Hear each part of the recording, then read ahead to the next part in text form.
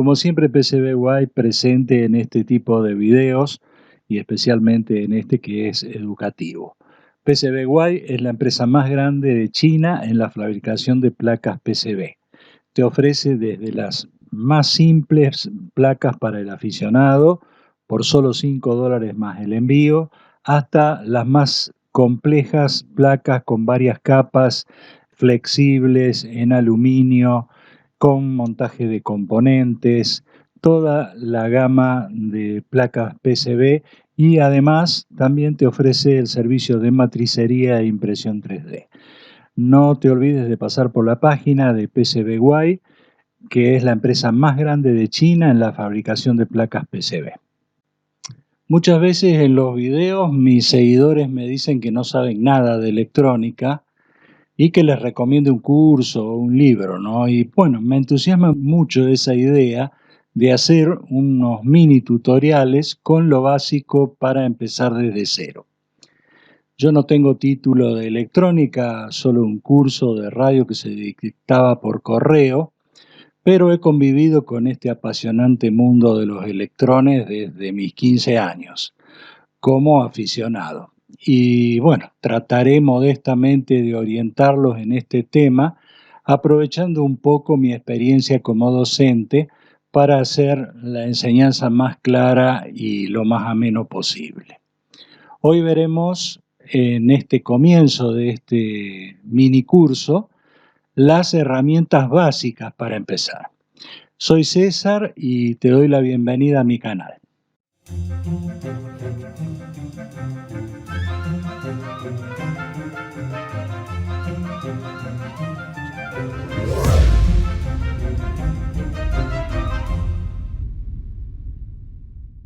Para empezar algún circuito y poder realizar algún circuito básico, como los que vemos en este canal y básicamente los que vamos a ver en este mini curso, será necesario que consigamos algunas herramientas. Para empezar necesitaremos unas pinzas de puntas y un buen alicate. A muchos electrónicos les gusta trabajar con las pinzas de Bruselas, son estas pinzas de punta finita. Eso va de acuerdo al gusto de cada uno. Yo uso bastante este tipo de pinzas. También vamos a necesitar, por supuesto, destornilladores y esta herramienta que es casera para extraer componentes de placas viejas para nuestros proyectos. En el vivo que voy a hacer para complementar este tutorial, vamos a ver cómo hacerla y cómo usarla. Otro elemento que se usa bastante es el llamado chupa estaño. Es como una jeringa que arrastra el estaño derretido. Es práctico, es muy práctico, pero tampoco es una cosa que sea indispensable, aunque sí conviene tenerlo. Así que bueno, lo vamos a poner acá dentro de los materiales o herramientas indispensables. Una de las herramientas que más usaremos va a ser el soldador de estaño. Hay muchos modelos, muchos tipos. Algunos son muy económicos, tipo lápiz, como este, por ejemplo. También hay algunos del tipo de los llamados soldadores instantáneos. Bueno, yo tengo este casero, tengo uno comercial también, muy antiguo, pero tengo este casero que lo uso muchísimo. Seguro que lo habrán visto en varios videos. También hice uno utilizando una bujía de arranque de motores diésel que se alimenta con una fuente de PC. Si lo buscan por ahí en el reciclado de bujías, lo van a encontrar. Para soldar se usa estaño en forma de hilo. Hay distintas calidades. Uno bueno es el que tiene 60% de estaño y 40% de plomo. Viene de varios diámetros. Yo normalmente no uso el más finito de 0,5, me parece medio finito. Generalmente utilizo este de 0,7 milímetros. Otra herramienta importante es esta plantilla, se llama protoboard, donde acá se pueden armar circuitos sin necesidad de soldar los componentes. Es muy bueno para hacer pruebas. Se unen a través de cablecitos, de alambres, y bueno, ya en el vivo también les voy a dar un poquito más de detalles de cómo se utiliza el protoboard. Tener una fuente con tensiones y corrientes variables es muy importante. Si alguna vez desmontaron una PC vieja, en el interior de la torre hay una fuente como esta. Bueno, estas fuentes tienen varias tensiones y además protecciones contra cortocircuito. Muy importante para no andar quemando fuentes por cortocircuitos que hagamos en forma accidental. Nos va a servir esto para empezar y después podemos armarnos una como la que les mostré en un video, donde podemos variar la tensión y la corriente. Va a ser como esta, fíjense acá, yo la tengo ya lista esta para llevármela al tallercito que tengo en Córdoba. Un capítulo importante sobre las herramientas básicas para trabajar en electrónica son las herramientas de medición. Fundamental es tener un multímetro, un tester. Hay algunos que son económicos, podemos empezar con uno de estos, vale 4 o 5 dólares, y cuando estemos ya bien prácticos para utilizarlo, podemos adquirir uno de buena calidad, como este. Con el tester o multímetro podemos medir los 3 parámetros básicos de la electrónica: las tensiones, las corrientes y las resistencias. Y con un poco de práctica también podemos medir componentes como transistores y otros semiconductores, diodos. Es indispensable tenerlo. Esto sí es importante, hay que gastarse unos pesos y comprar un tester, porque nos va a servir para todo. Además, te puede llegar a servir para reparar artefactos en la casa, como veladores, hacer comprobaciones de la red eléctrica, te va a servir para muchas cosas. Otra herramienta de gran utilidad es el tester de componentes. Bueno, este básicamente no es indispensable, pero es realmente muy importante, porque este tester de componentes te permite medir los componentes que sacás de placas viejas y todo eso, si están buenos, si están malos. Además te indica la posición de las patitas de los transistores, por ejemplo, dónde está el colector, el emisor y la base. Es un aparatito que, si vas a trabajar con electrónica, tenés que pensar que en algún momento tenés que adquirirlo, porque es muy importante para saber el estado de los componentes. Y por último, otra herramienta importante es el osciloscopio. Esta herramienta te permite visualizar señales. Es una herramienta avanzada, no va a entrar dentro de lo que vamos a ver en este mini curso, pero también es una herramienta que es muy buena y te orienta mucho cuando estás haciendo reparaciones. Bueno, resumiendo, para iniciarnos lo básico que necesitaremos van a ser pinzas, alicates, destornilladores, soldador y estaño, protoboard, fuente con varias tensiones. Pueden utilizarse en caso de que no tengan fuentes, pueden utilizar pilas o baterías, un tester de los baratos. Eso sería lo mínimo. Y yo les recomendaría que en estos días que van a pasar hasta la próxima entrega, juntarse con estas herramientas básicas. Así podremos avanzar en forma práctica a medida que voy dándole los tutoriales. Además, les recomiendo conseguir algunos equipos rotos de audio, de TV, placas que puedan conseguir por ahí, de las más antiguas, no las más modernas, porque las más modernas vienen con todos componentes de superficie, de montaje superficial, que resulta muy complicado para sacar y para averiguar los valores. Tienen que ser estas placas viejas que tienen componentes que pueden ser separados fácilmente de las mismas y los podamos medir e identificar. Este minicurso va a tener como máximo 4 o 5 clases y lo voy a ir presentando con un espaciado más o menos de 15 o 20 días para que puedan ir consiguiendo las herramientas y practicando cada clase. Después de cada uno de estos tutoriales voy a hacer un vivo para ir charlando un poco sobre lo que vimos y sacar dudas y ampliar sobre lo visto en los videos. Los vivos en principio serían los días martes, siguientes al que se hizo la publicación del tutorial, y bueno, ya les voy a estar avisando la fecha y la hora en la pestaña comunidad del canal. La próxima clase será para conocer y distinguir los componentes electrónicos, además de cómo podemos extraerlos de las placas y cómo podemos medirlos a esos componentes utilizando el tester. Bien, espero que este video les sirva, lo vean, lo compartan en sus redes, pongan el like y se suscriban y piquen la campanita para recibir las notificaciones cuando subo nuevo material. También pueden colaborar con el canal picando el botón unirse. Picar ese botón implica hacer una colaboración mínima para el soporte y mantenimiento del canal. Además, en ese caso te voy a agregar a un grupo de WhatsApp donde estamos a diario.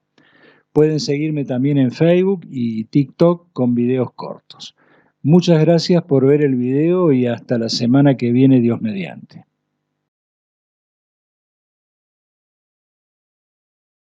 Este es el segundo tutorial del mini curso de electrónica básica y en el mismo veremos cómo distinguir los componentes más comunes en electrónica, cómo se representan en los planos o esquemáticos, como se lo conoce en la jerga de los electrónicos, y cierto es que hay muchísimos componentes, pero veremos lo más básico y a lo largo del curso iremos viendo alguno que se nos puede haber escapado.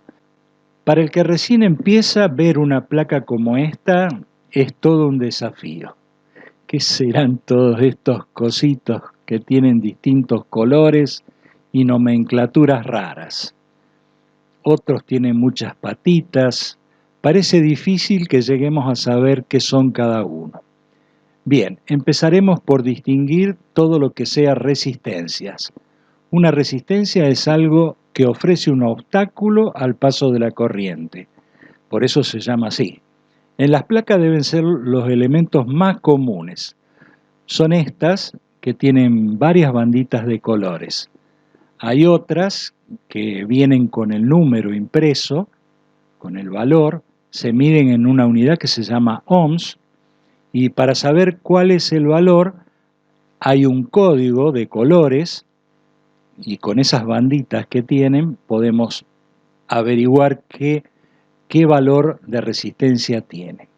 Hay que distinguir la bandita de color que está más en el extremo de la resistencia. El color representa el primer número. Este que ven es el código de colores.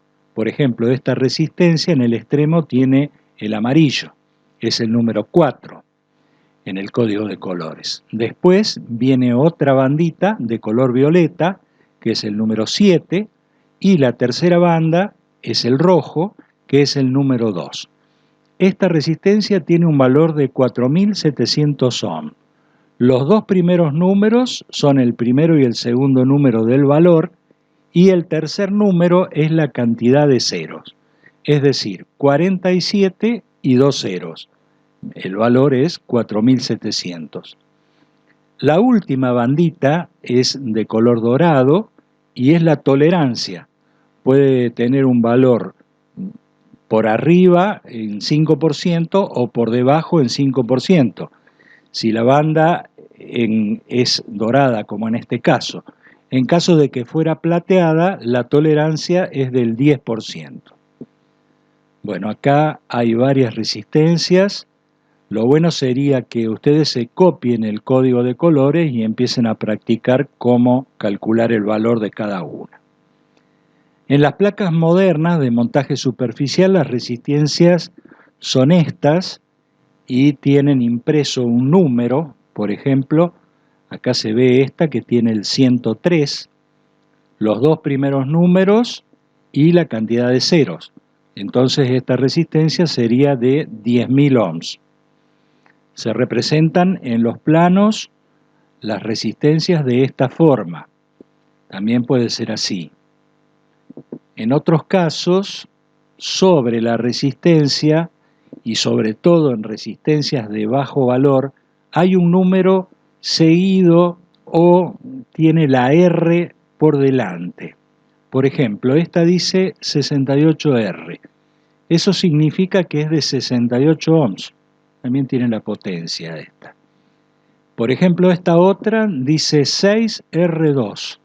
Eso significa 6,2 ohms. Es bastante común también esta nomenclatura y mismo también en las de montaje superficial. Otros componentes muy comunes en las placas son los capacitores. Hay de varios tipos. Estos, como tamborcitos, son los electrolíticos. Tienen impreso el valor de capacidad y la tensión que soportan. Acá ven, se representan así. Estos capacitores están polarizados, por los que en una de las patas generalmente está marcado el signo negativo. Estos otros son capacitores comunes, pueden ser cerámicos, se parecen a lentejas, también tienen el valor impreso y a veces se representan, como ya vimos, así con un número, 104 por ejemplo, este que estamos viendo, y el valor, bueno, los dos primeros números y el tercer número corresponde al número de 0. En este caso sería 100.000 picofaradios. La unidad de capacidad es el faradio, pero se usan muchos sus submúltiplos.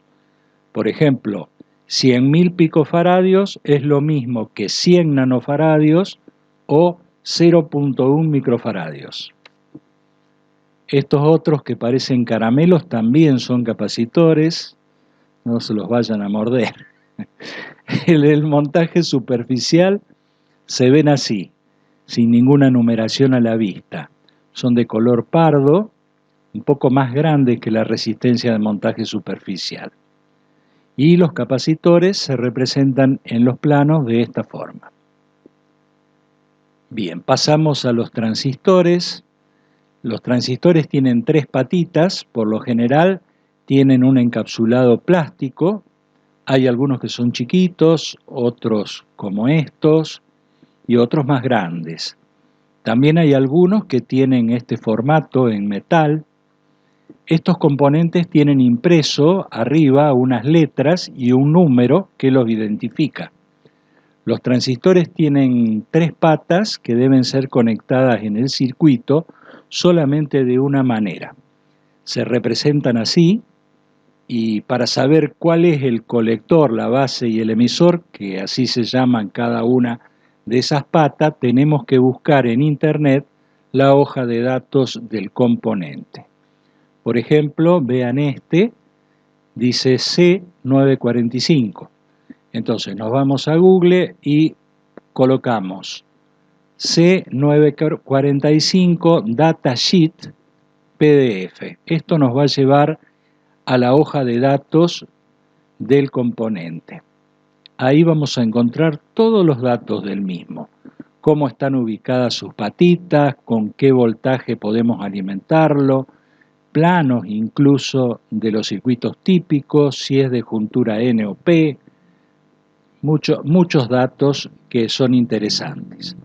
Hay componentes que tienen las mismas formas y tamaños que un transistor, pero no lo son. Por ejemplo, este que dice ML7805, si buscamos, como hicimos antes, la hoja de datos, veremos que es un integrado que regula tensiones. Parece un transistor, pero no es. Por eso siempre es importante buscar la hoja de datos. Los transistores se pueden medir con el tester de componentes, que nos indica qué clase de transistor es, si es PNP, NPN, de acuerdo con su tipo de juntura, o si es un MOSFET, que es otro tipo de transistor.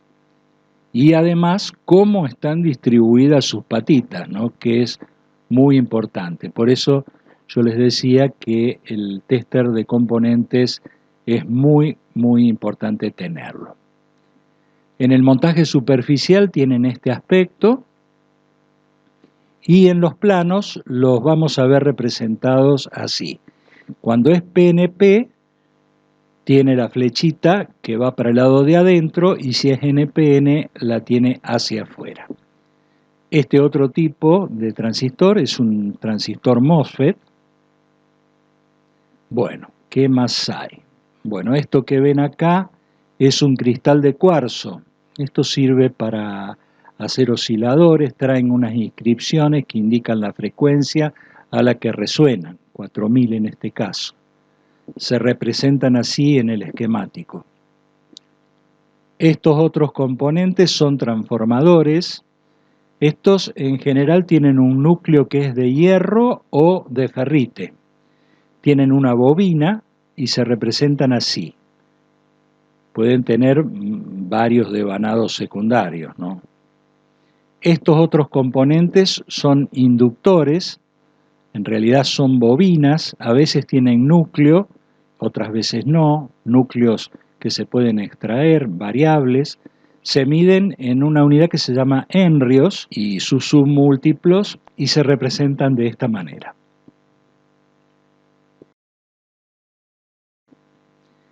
Estos otros componentes de muchas patitas son los famosos integrados y chips. Bueno, tienen en su interior miles de transistores y otros componentes. Todos están integrados en el mismo encapsulado. Tienen en la parte superior impreso el nombre que podemos buscar, como les mostré antes en internet, con el nombre y el datasheet. Y eso nos va a indicar para qué sirve el integrado y el orden de sus patitas. La patita número 1 siempre está marcada de alguna manera. Acá pueden ver en montaje superficial un chip.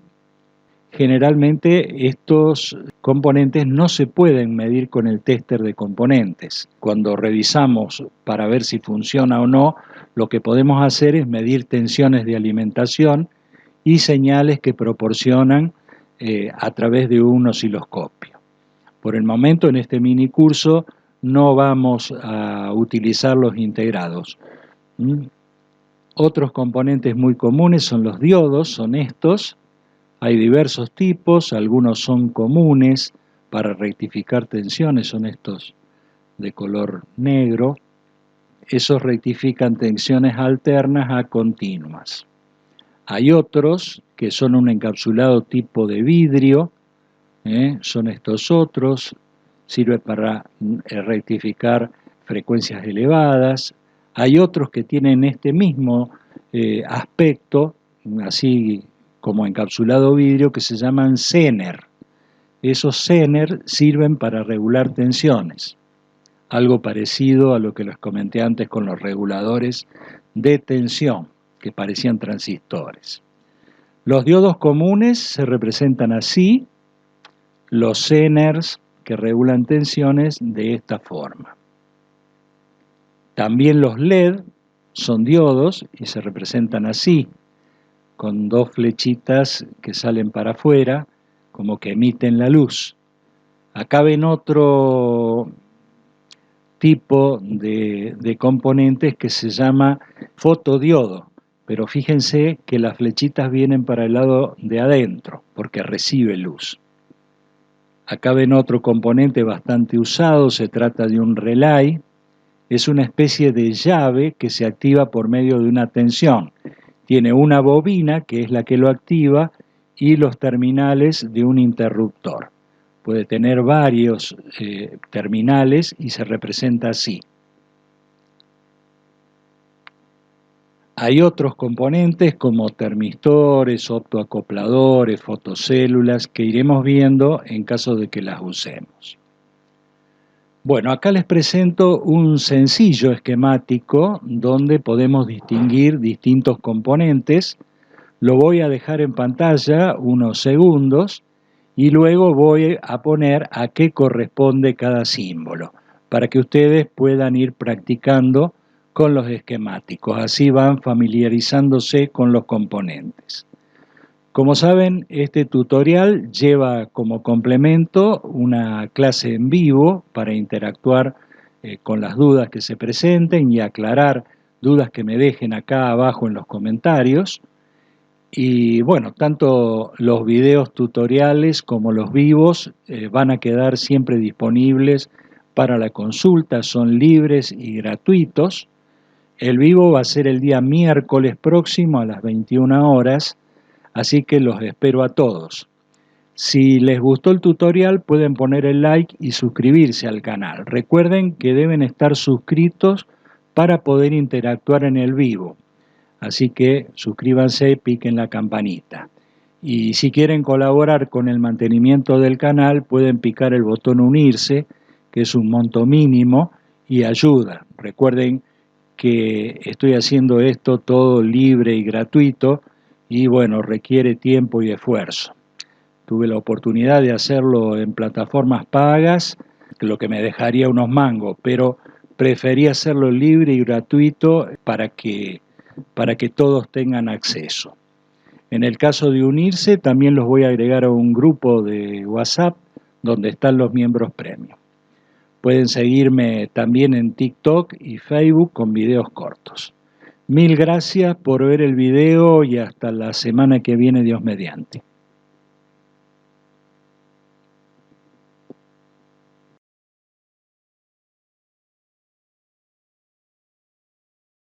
Hoy hablaremos de los tres parámetros base de la electrónica. A diferencia de las otras dos clases, esta va a ser bastante teórica, pero a su vez completamente necesaria si pretendemos entender algo de la electrónica. Estos mínimos conocimientos serán necesarios para manejar los instrumentos, por ejemplo el tester o calcular componentes. Si están a 00, vean este video las veces que sea necesario hasta tener perfectamente en claro estos conceptos que hoy veremos.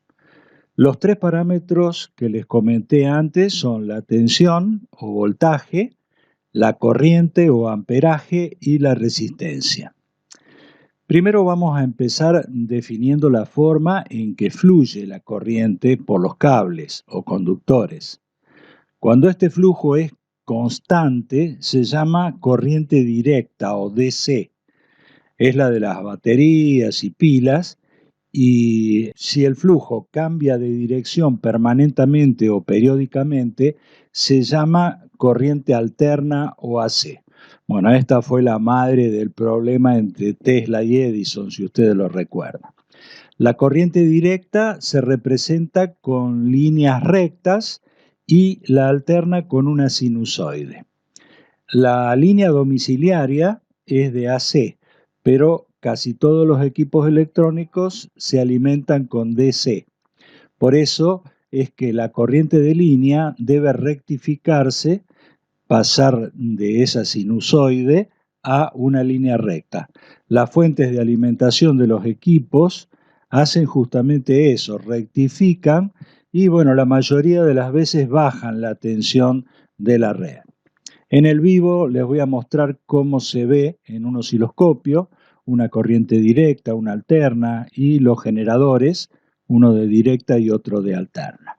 Ahora que definimos esto, pasamos a ver el primer parámetro, que es la tensión, también llamada diferencia de potencial o voltaje. Obviamente se mide en voltios, ¿no? La tensión se refiere al empuje que tienen los electrones dentro de un conductor. Una tensión de 220 voltios genera más empuje dentro del conductor que una de 110 voltios, por ejemplo. Para una mejor visualización de este concepto, se suele hacer una analogía con la hidráulica. Vean, por ejemplo, esta botella está agujereada a distintas alturas y cuando destapamos y dejamos que actúe la presión atmosférica, vemos que el empuje a distintas alturas es diferente. Cuanto más abajo está el agujerito, sale con más presión. Bueno, igual para la tensión en los cables. Si pongo una pila voy a tener un empuje, pero si pongo dos pilas en serie voy a tener mayor empuje. El empuje será el doble. Las tensiones las medimos en voltios, que pueden ser voltios de corriente alterna o corriente directa. La tensión de la línea es 220 voltios de AC, o sea, de corriente alterna, o 110 de AC. La tensión de una pila, por ejemplo, es 1.5 DC, o sea, de corriente directa. También las tensiones de las baterías de auto de 12 voltios son DC, y las baterías de los celulares y de todas esas cosas son de 3.7 DC, o sea, corriente directa.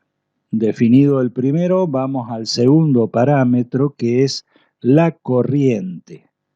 Este parámetro nos indica el caudal de electrones. Se mide en amperes. Por eso también a este parámetro se lo conoce como amperaje o miliamperaje, porque podemos utilizar sus múltiplos. Volviendo a la analogía con la hidráulica, consideremos, por ejemplo, un tanque que tiene en la base un caño de un diámetro de 1 centímetro. Y a la misma altura, también en la base, tenemos otro caño que tiene un diámetro de 10 centímetros. Ambas salidas van a tener la misma presión, pero el caudal, la cantidad de litros del segundo, del que tiene 10 centímetros, va a ser muchísimo mayor que la del caño más fino. De igual manera ocurre con la corriente eléctrica. Vamos a suponer que tenemos 8 pilas en serie de 1.5 voltios. Bueno, eso nos va a dar la suma de todas ellas, es decir, nos va a dar 12 voltios de tensión. Las baterías de los autos tienen 12 voltios. Entonces, ¿será posible que yo pueda hacer arrancar el vehículo utilizando las 8 pilas en serie? No, no va a ser posible. No lo vamos a poder hacer arrancar porque justamente la corriente que pueden suministrar esas 8 pilas va a ser muchísimo menor que la que puede proporcionar una batería. Entonces, no hay suficiente caudal de electrones en las pilas para que arranque el vehículo, ¿no? En este caso la tensión es la misma, son 12 voltios, tanto en uno como el otro, pero la corriente en este caso es distinto. Y pasamos al último parámetro, que es la resistencia. Cuando vimos los distintos componentes, vimos el aspecto que tenían las resistencias, son estas, y lo que hacen es oponerse al paso de la corriente eléctrica. Cuanto más alta es la resistencia, menor será el paso de corriente. La resistencia se mide en ohms y cada artefacto que nosotros conectamos a la corriente, sea un foquito, sea un amplificador de audio, sea un acondicionador de aire, lo que sea que conectemos a la red eléctrica, en el circuito se va a ver como una resistencia que tiene un valor determinado en ohms. Cuando conectamos, por ejemplo, un conductor, un cable, directamente entre los terminales de un enchufe, ocurre lo que se llama un cortocircuito. ¿Por qué? Porque la resistencia es mínima, es una resistencia de muy, muy bajo valor y por ahí van a fluir la mayor cantidad de electrones que puede, o sea, la mayor cantidad de corriente, y eso va a provocar que salte la térmica o el disyuntor. Ocurre porque el caudal de esos electrones es tan grande que sobrepasa el límite de corriente que tiene la térmica o el disyuntor y lo activa. Ya tenemos definidos los tres parámetros: tensión, que son los voltios; la corriente, que son los amperes; y la resistencia, que son los ohms. Hay una ley que relaciona estos parámetros, que la van a escuchar mucho, se llama la ley de Ohms, como la unidad que se utiliza para medir resistencia, ley de Ohms. La forma más simple de recordarla es con un triángulo, como ven acá. En la parte superior va la tensión, se simboliza con una letra B de voltios, y por debajo van la corriente, A de amperes, y la resistencia R. Con esta sencilla fórmula podemos calcular alguno de los parámetros teniendo el valor de los otros dos. Por ejemplo, vamos a ver, si quiero saber qué corriente circula en un circuito que tiene una resistencia de 5 ohms y está alimentado con una pila de 1.5 voltios, lo que hacemos es quitar del triángulo lo que necesitamos saber, en este caso los amperes, y nos va a quedar voltios sobre resistencia. Ahora cambiamos 1.5 voltios dividido 5 ohms y nos da 0.3 amperes, que es la corriente que circula en ese circuito. Es muy fácil. Igual si necesitamos averiguar la tensión, por ejemplo, y tenemos los datos de corriente y resistencia, quitamos los voltios del triángulo y nos queda resistencias por amperes. Y lo mismo si necesitamos saber resistencia, quitamos la resistencia y nos quedan voltios dividido amperes. Con este sencillo triángulo podemos ver perfectamente lo que dice la ley de Ohm. Otro parámetro muy usado también en electrónica es la potencia. Cuando queremos ver cuánto va a incidir en la factura de luz mantener encendido un electrodoméstico, nos vamos directamente atrás a la etiqueta a ver qué potencia, cuántos watts consume. La potencia se mide en watts y puede calcularse multiplicando los voltios por los amperes de consumo. Por tanto, es importante aprendamos también este segundo triángulo, que arriba lleva la potencia, que la definimos con la letra W de watts, y abajo van los voltios, la B de voltios, y la A de los amperes. Para el ejemplo anterior del circuito ese con la pila de 1.5 y la resistencia de 5 ohms, podemos calcular qué potencia va a consumir ese circuito multiplicando los 1.5 voltios por los 0,3 amperes que habíamos calculado. Eso nos da 0,45 watts. Quiere decir que ese circuito nos va a consumir 0.45 vatios o watts. Ya los torturé bastante por hoy con todos estos números y esta fórmula, pero les recuerdo que es muy necesario que tengan perfectamente claro cada uno de estos parámetros y si no entendieron bien los conceptos, vuelvan a ver el video hasta que se les haga carne. Es imprescindible conocer bien estos parámetros si vamos a tratar de entender un poco la electrónica. Espero que les haya gustado el tutorial. Pongan el like, suscríbanse. Recuerden que para poder participar en el chat de los vivos deben estar suscritos. Así que les recomiendo que se suscriban. También pueden ayudar económicamente al canal picando el botón unirse.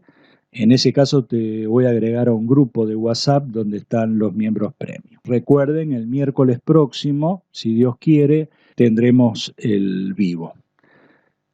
Nos vemos entonces el miércoles, si Dios quiere.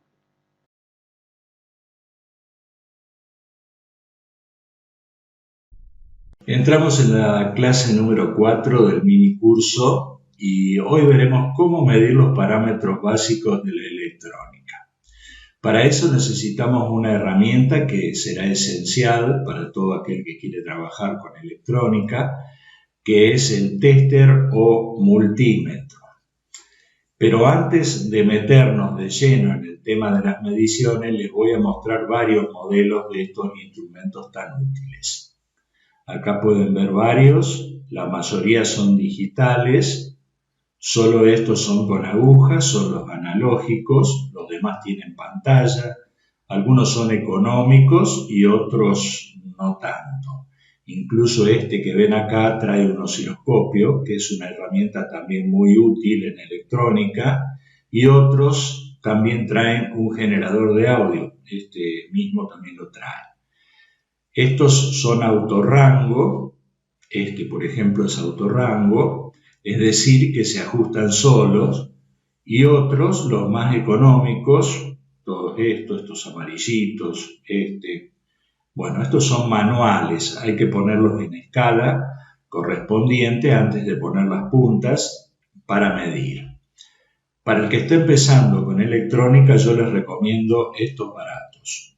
Son de este tipo, cuestan solo unos pocos pesos y para empezar está bien. Cuando hayamos adquirido experiencia, entonces podemos comprar uno bueno, pero para empezar el barato, porque bueno, si se quema no va a doler tanto. Yo voy a mostrar el uso del tester utilizando justamente uno de estos que son económicos. Como vemos, estos testers tienen una llave que debemos colocar de acuerdo a lo que vamos a medir. Primero vamos a colocar las puntas de prueba.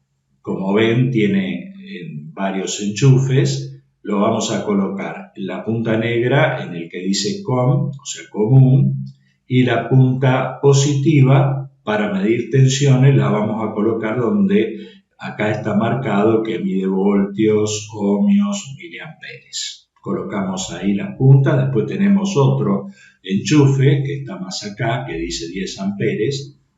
Ese es para medir corriente, corrientes altas, lo vamos a utilizar después cuando veamos medidas de corriente. Primero vamos a empezar por medir tensiones o voltajes.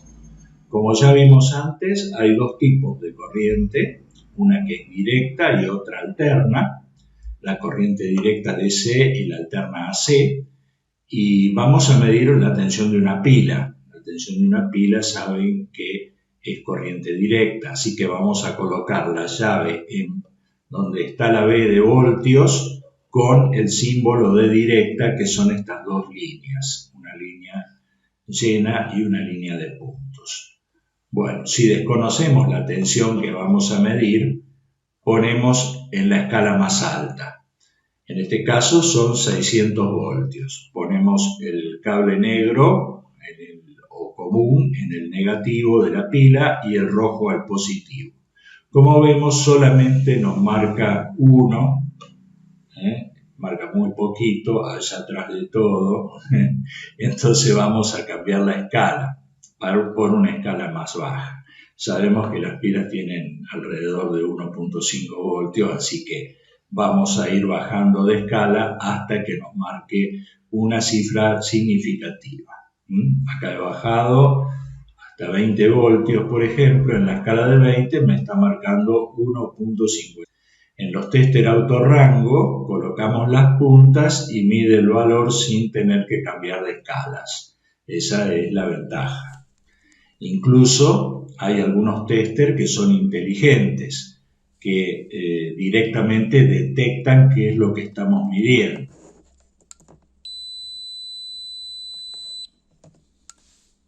En los analógicos hay que tener siempre la precaución de colocar bien las puntas, el positivo donde va el positivo y el negativo donde va el negativo, porque no se olviden que si lo ponemos al revés, la aguja del tester se va a ir para atrás y corremos el riesgo de romper el instrumento. En el caso de estos que tienen pantalla no es problema, porque lo único que ocurre si pones las puntas al revés es que te va a marcar en el frente, en la pantalla, te va a marcar con un signo negativo.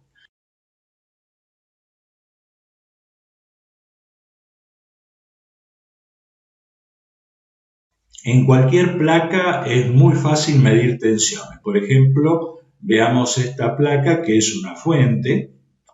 Acá entra la tensión alterna y sale continua. Si inspeccionamos, vemos que la alterna entra por este cable y luego va al rectificador y sale por estos cablecitos más finitos, que hay varios, y va a la placa del reproductor. Vamos a medir primero la alterna que entra por el cable y luego las salidas de corriente continua. Para medir alterna seleccionamos en B, pero con la onda sinusoide, que es el símbolo de alterna, y lo colocamos también en la escala más alta, de 600. Y ahora, con mucho cuidado, porque ahí hay tensión alta, colocamos las puntas en los terminales de entrada. Y como vemos, está la tensión de la red, ¿no es cierto? Bien.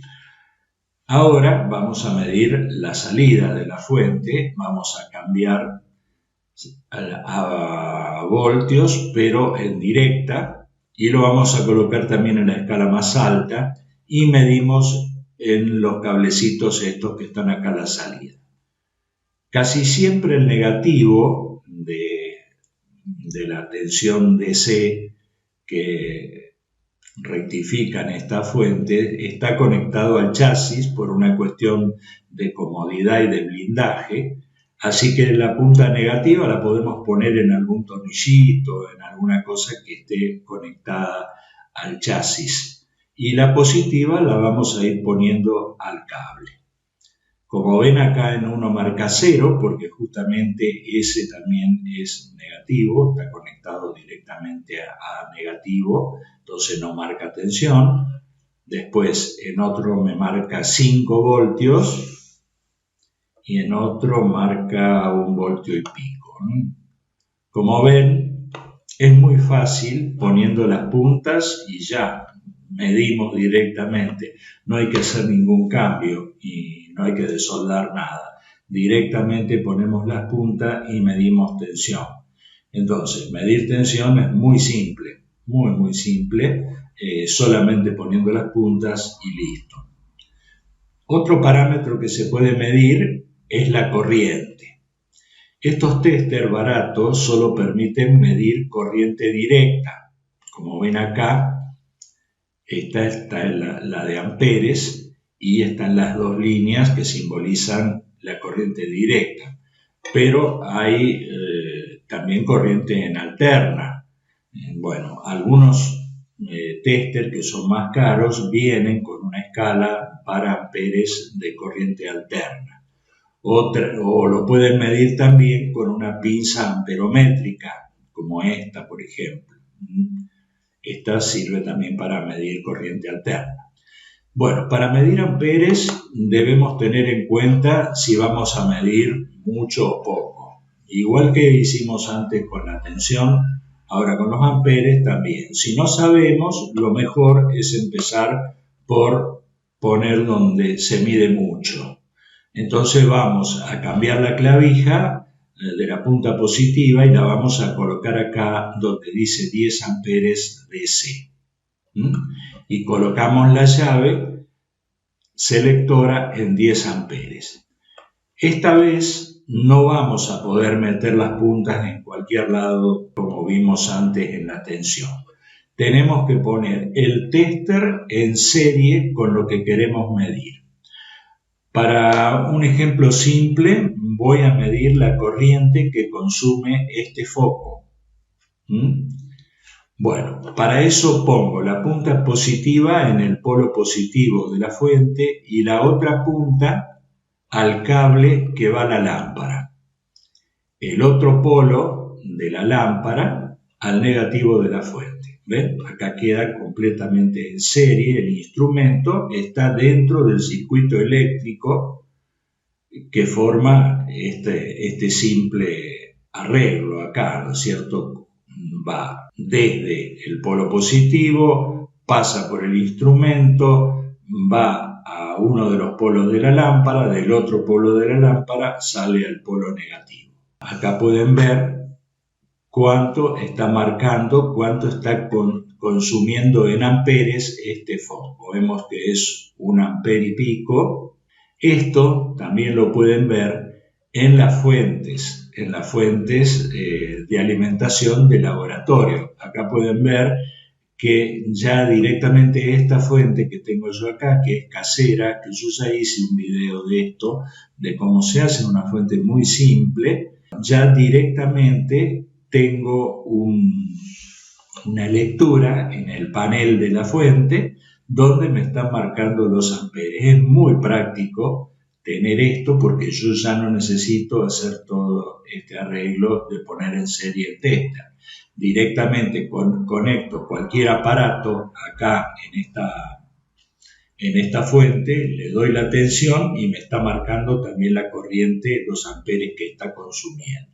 Entonces la fuente con medidor es muy útil porque evita tener que hacer todos estos arreglos.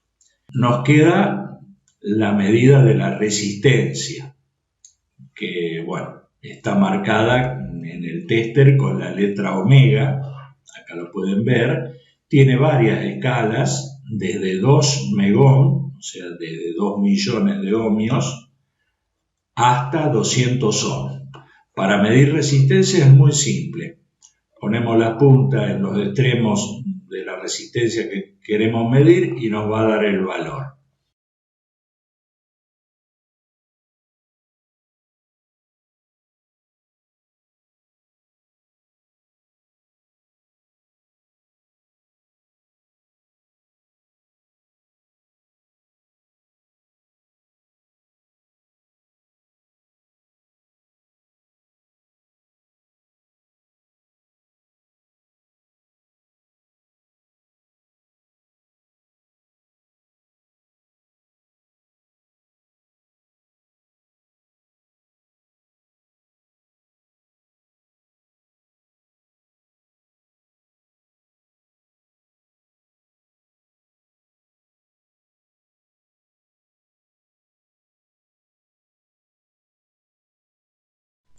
Esta escala se usa mucho también para medir continuidad.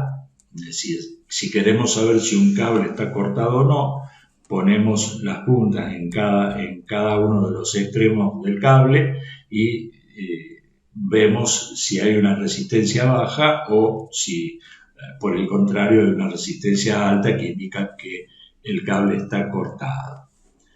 Incluso también tienen una escala llamada diodo, acá la ven, que está marcada con el símbolo del diodo, y emite un sonido si ponemos las puntas en corto. Esta justamente es la escala que se usa para medir continuidad.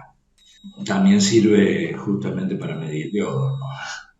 Pero las resistencias conectadas en la placa no son convenientes medirlas así sin desoldarlas, porque pueden estar conectadas a otros componentes y dar valores que no son los reales. Es decir, no podemos fiarnos de que una resistencia esté mal porque nos da una lectura que no corresponde con los colores que tiene cuando está conectada en una placa, porque puede estar conectada a otras cosas que hacen que el valor, ese valor que estamos midiendo, se varíe. Lo más práctico es desoldar una de las patas de la resistencia y ahí recién medir. Yo, cuando hagamos el vivo, les voy a dar algunos datos más sobre este tema de medir las cosas en las placas y qué es lo que tenemos que tener presente para no andar desoldando, por supuesto. Los testers también suelen traer otras escalas, por ejemplo, frecuencia, acá ven que trae, mide, son la cantidad de veces que hace un ciclo de una corriente alternada en un segundo. Los ciclos por segundo o hertz, también traen algunos traen esa escala, otros no la traen. Trae también para medir transistores. Ven acá este zócalo que tiene, acá donde dice tienen que poner el transistor correspondiente y bueno, les da una lectura, pero todo esto depende de la marca del multímetro. Igual medir transistores se puede hacer muy fácil en la escala de ohms. Para eso a mí me gusta siempre usar el tester analógico. Y bueno, ya en el vivo les voy a mostrar, si quieren, cómo se mide un transistor o un diodo con estos testers. Bueno, acá vamos a dejar, pero les recomiendo que estén en el vivo del día miércoles próximo, a las 21 horas, como hemos hecho todos los vivos, donde voy a ampliar sobre el tema de las mediciones. Espero que les haya gustado la clase. Para el miércoles traten de estar en la clase en el vivo con su tester para ir practicando y para ir haciendo las preguntas en las que tengan dudas. Pongan el like, suscríbanse al canal, recuerden que para poder participar en el chat del vivo deben estar suscritos. Después de todo, es lo único que les estoy pidiendo, ya que esto está totalmente gratis. Y si quieren colaborar, pueden hacerlo, picando el botón unirse, y en ese caso los voy a agregar al grupo de WhatsApp de los miembros premium. Muchas gracias por ver el video, los espero el miércoles y hasta el próximo video, Dios mediante.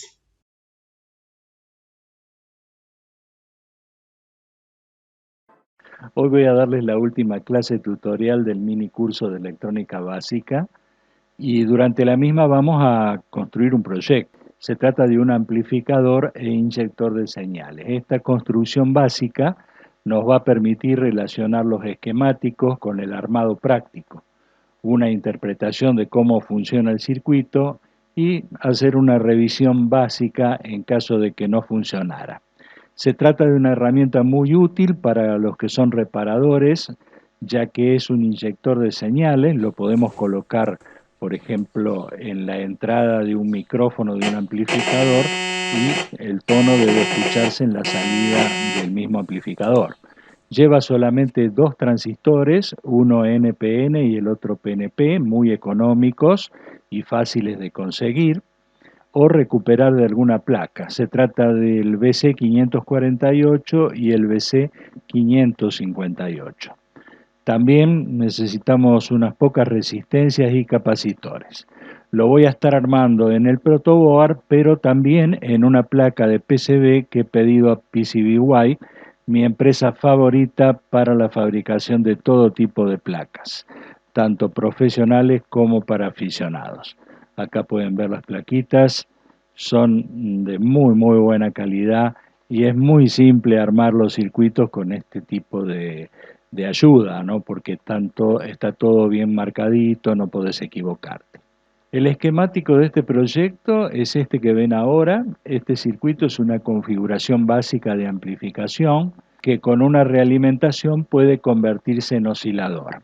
El primer transistor, el NPN, que es el BC548, es el que tiene la flecha del emisor hacia afuera. Actúa como amplificador y oscilador cuando realimentamos el circuito desde la salida. Acá ven este conductor que va desde el colector del BC558 a la parte alta del potenciómetro o trim pot. Esa es la realimentación. El capacitor de 10 nanofaradios y el trim pot son los que manejan la frecuencia a la que va a oscilar. El segundo transistor es el que amplifica la señal proveniente del primero. Pueden ver la conexión que va desde el colector del primer transistor a la base del segundo. Y ahí se amplifica, ¿no es cierto?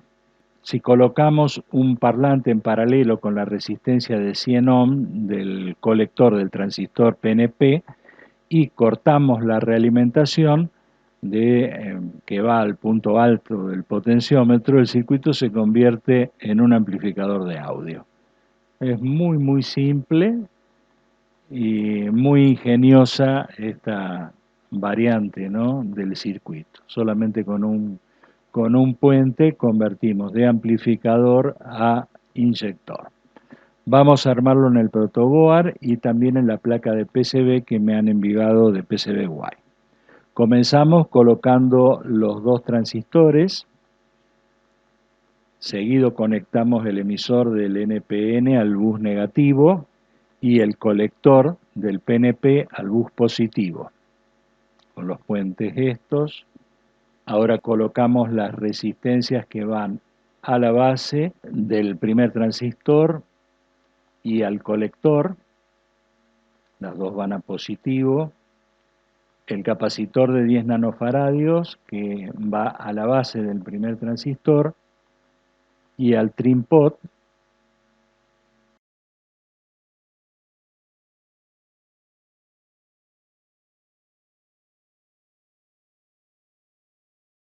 Bueno, acá ya pueden ver el circuito que está completo.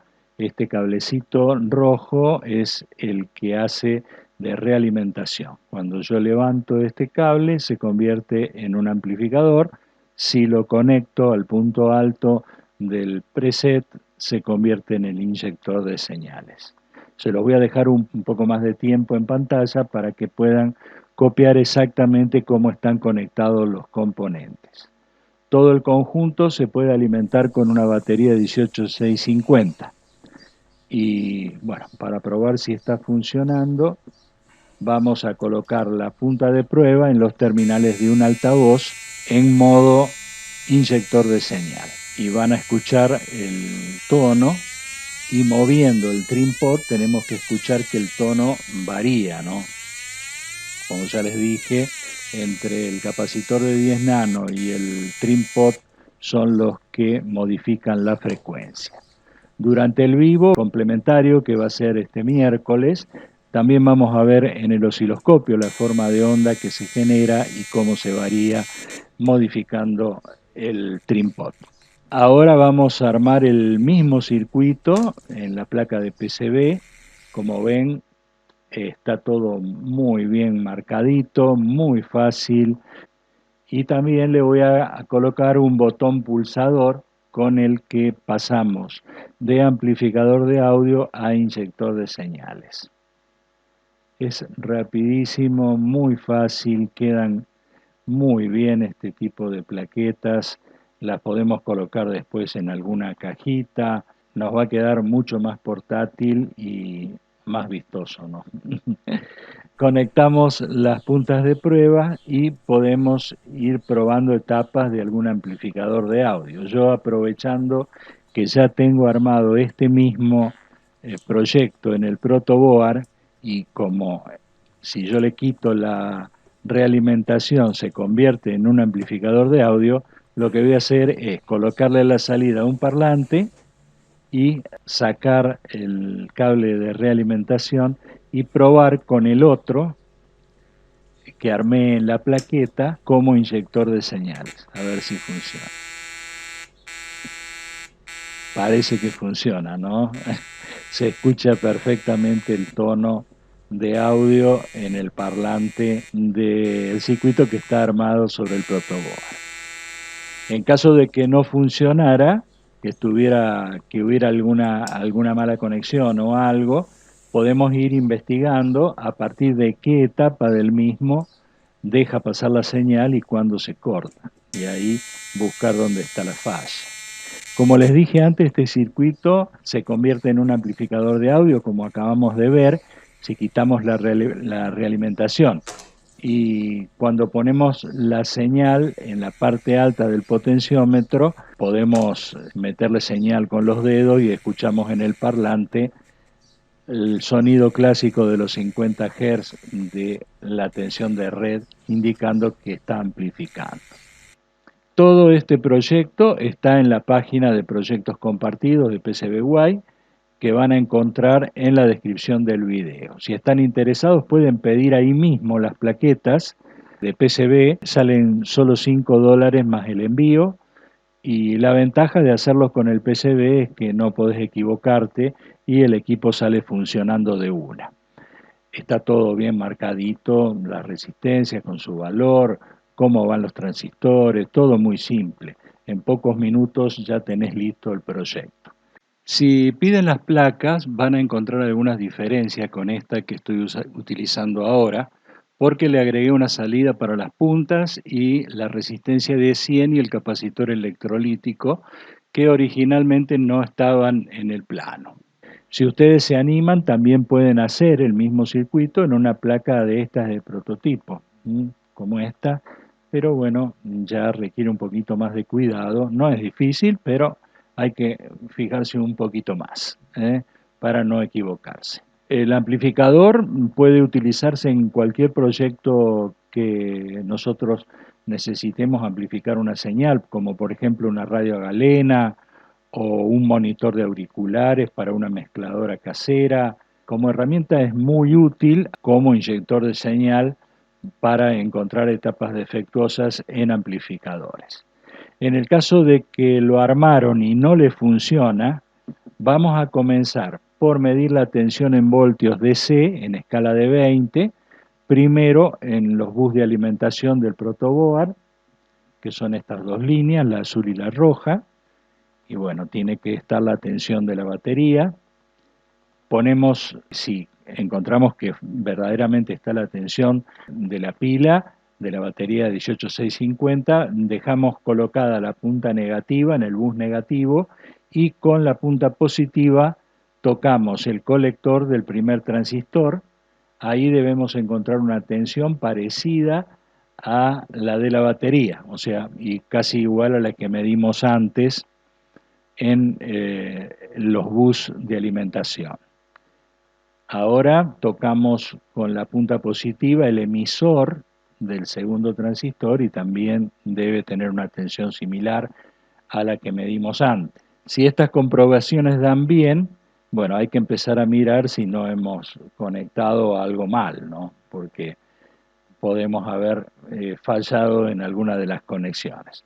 Así que tenemos que seguir perfectamente las conexiones con el esquemático hasta descubrir la falla. El miércoles haré el último vivo complementario correspondiente a este tutorial. Será a las 21 horas de Argentina. Yo espero que este mini curso les haya servido, los haya orientado un poco. Si les sirvió, ya saben lo que tienen que hacer, poner el like y compartir en sus redes para que otros también puedan aprovechar esta oportunidad y recibir algo que es completamente gratuito. El miércoles entonces estaremos con el cierre del curso. Los espero a todos, suscríbanse para poder participar del chat y muchas gracias por ver el video. Hasta el miércoles, Dios mediante.